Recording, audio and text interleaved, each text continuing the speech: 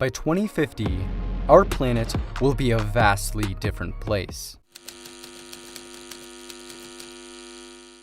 By 2050, artificial intelligence will be everywhere. AI-driven stores will allow you to purchase goods without cashiers or waiting lines. AI will diagnose and treat patients, manage transportation, and analyze massive quantities of data. AI chatbots and voice recognition systems will sound like and behave just like real people. AI will be implemented into robots. By 2050, robot dogs and other pets will serve as companions. Robots will dominate factories and begin to serve as teachers, cooks, pharmacists, law enforcement officers, athletes, and other professionals. In 2050, universal translators will remove all language barriers, and voice recognition will be ubiquitous. Hundreds of sensors will be installed in our clothes, homes, and overall environment to monitor our well-being and improve our lives. Computing will change. By 2050, we may run on quantum computers. Based on the properties of quantum physics, quantum computers could deliver massive leaps in computing power, outstripping any current transistor-based models. AI and computers will integrate into humans. Brain chips like Elon Musk's Neuralink will treat neurological disorders like Alzheimer's, Parkinson's, spinal cord injury, and blindness. These brain chips will allow people to control computers and prosthetics with no physical interaction.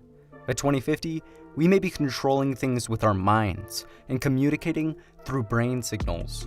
By 2050, robotic prosthetics may be stronger and more advanced than our own biological ones. Prosthetic eyes and ears will enter the market, curing blindness and deafness.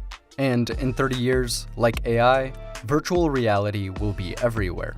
People will try on clothes in virtual reality closets, and holograms will bring FaceTime to a new level. VR platforms will allow you to move around while staying still. We will be able to travel the world and experience life on other planets, all from home. In 2014, 320,000 new electric vehicles were registered around the world. In 2019, that number was 2.3 million. By 2025, global EV sales are projected to surpass 10 million.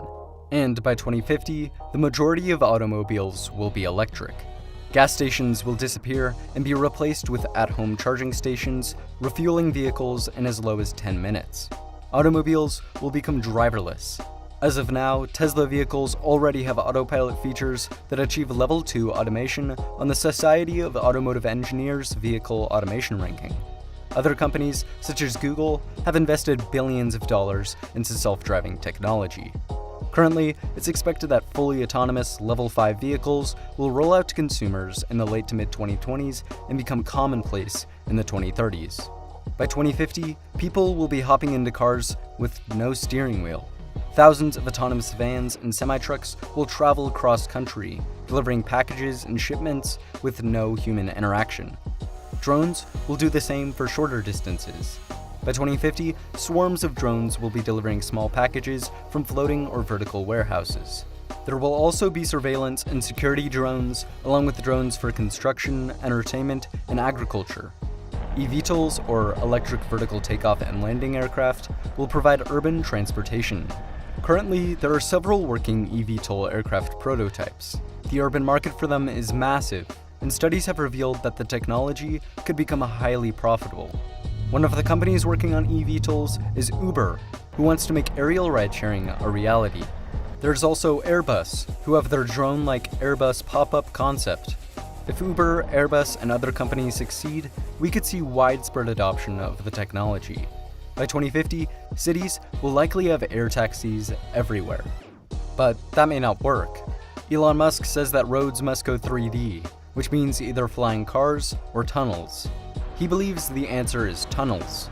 Right now, Elon Musk's Boring Company is digging small, experimental tunnels under cities.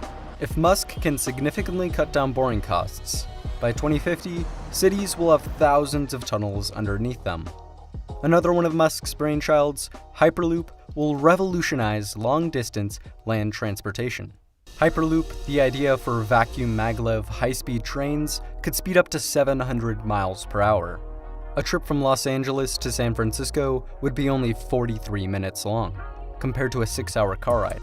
By 2050, Hyperloop systems will certainly be constructed, and replacing airplanes may evolve into the most popular type of long-distance domestic travel. But for travel between continents, airplanes will remain dominant. With improved batteries, we could see electric airliners take to the skies. In addition, several companies are working to bring back supersonic aircraft. These aircraft are certainly not airliners, but small-scale jets meant to carry only 10 to 100 people. By 2050, we could have Concorde-like, but safer, supersonic aircraft soaring through the skies. Or, as an alternative to airplanes, what if we traveled around in rockets? Well, Elon Musk wants to use his Starship to transport people all around the world soon. In Musk's Starship, one could travel from New York to London in only 29 minutes. Our energy system is transforming. Over the past decade, the cost of solar power has plummeted. Due to economies of scale and improved technology, the price of solar equipment has dropped by 89% since 2010. The cost for wind power has plunged as well. Due to these decreases, new solar and wind investments are usually cheaper than natural gas and coal investments. However, renewables still have one major setback: energy storage. For utility-scale systems, renewables need a way to store excess energy from windy and sunny days for cloudy and calm days.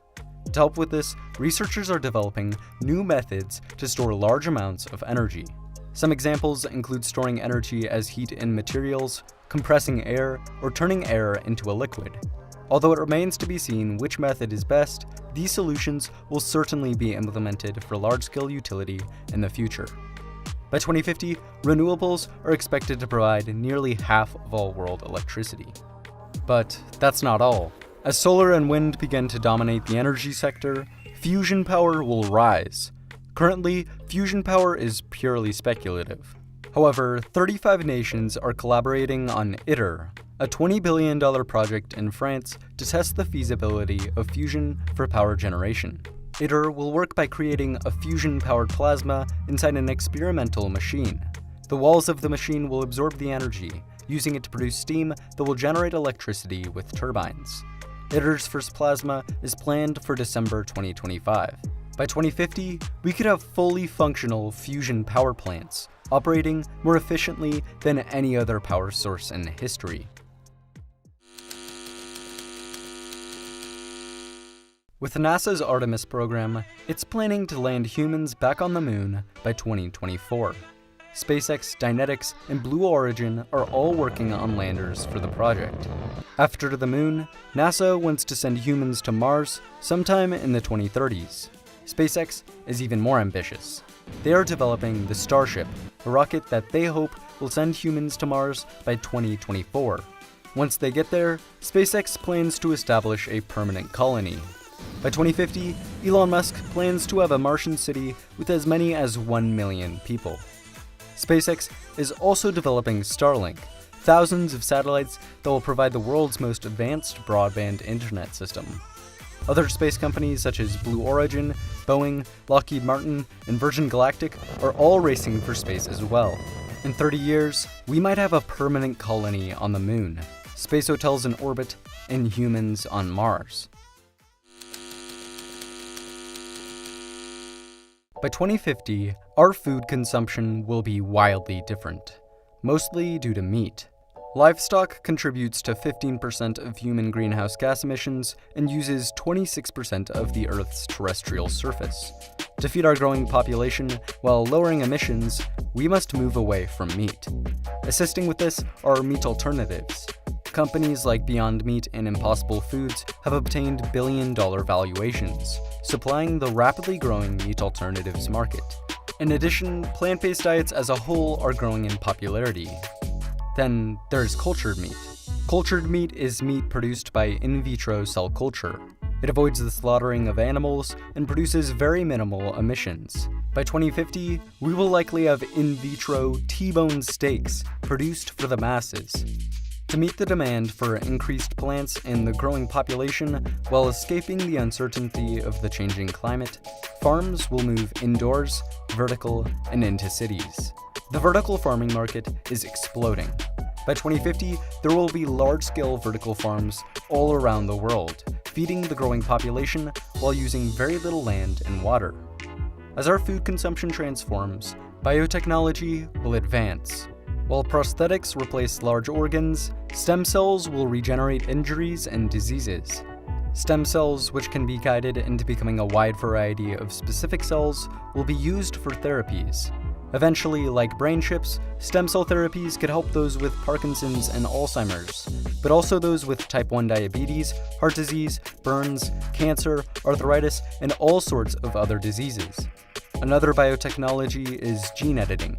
Using CRISPR/Cas9 technology, scientists can now remove strands of DNA that are causing illnesses and replace them with different ones.